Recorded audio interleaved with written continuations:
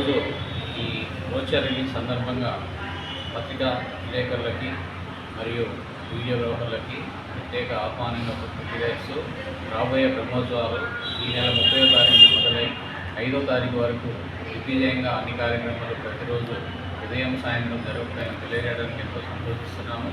అలానే ప్రతి భక్తులకు కూడా ఇక్కడికి వచ్చిన భక్తులందరికీ కూడా భోజన సదుపాయము, టిఫిన్ అరేంజ్మెంట్లు అన్నీ కూడా చేస్తున్నాము.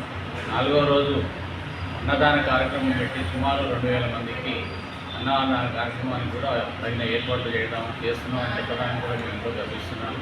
ఈ విషయం ముఖ్యంగా రాబోయే బ్రహ్మోత్సవాల సందర్భంగా మీ మీడియా మిత్రులు కూడా మాకు సహకరిస్తూ ప్రతిరోజు గుడిలో జరుగుతున్న వివరాలు, రేపు జరిగే కార్యక్రమాల గురించి కూడా మీరు మరింత అవగాహనతో ముందుకు తీసుకెళ్లి భక్తులని దేవాలయంలోకి రప్పించడానికి మీరు కూడా సహకారాలు అందించాలని కోరుతూ ఈ పత్రిక ముఖ్యంగా బ్రోచర్ రిలీజ్ చేస్తుంది.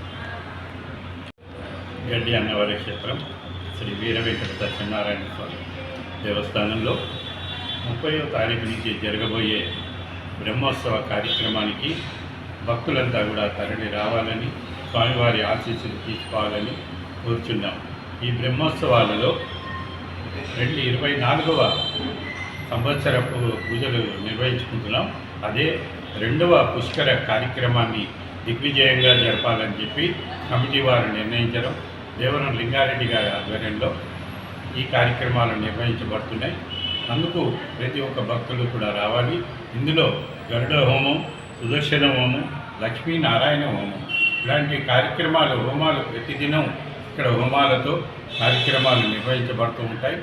అలాగే ఈష్టి అంటే ప్రసాదం, గరుడ ప్రసాదం తీసుకున్న వారికి పిల్లలు లేకపోయినా, పెళ్ళిళ్ళు కాకపోయినా ఈ సదావకాశాన్ని ప్రతి ఒక్కళ్ళు భక్తులు ఉపయోగించుకోవాలని చెప్పి ఈ పూజా కార్యక్రమాలలో వాళ్ళు పంచుకుని ఆ ప్రసాదం తిని వారి కోరికలు తీర్చుకునే విధంగా ఈ దేవాలయంలో పూజలు నిర్వహిస్తూ వస్తున్నాం.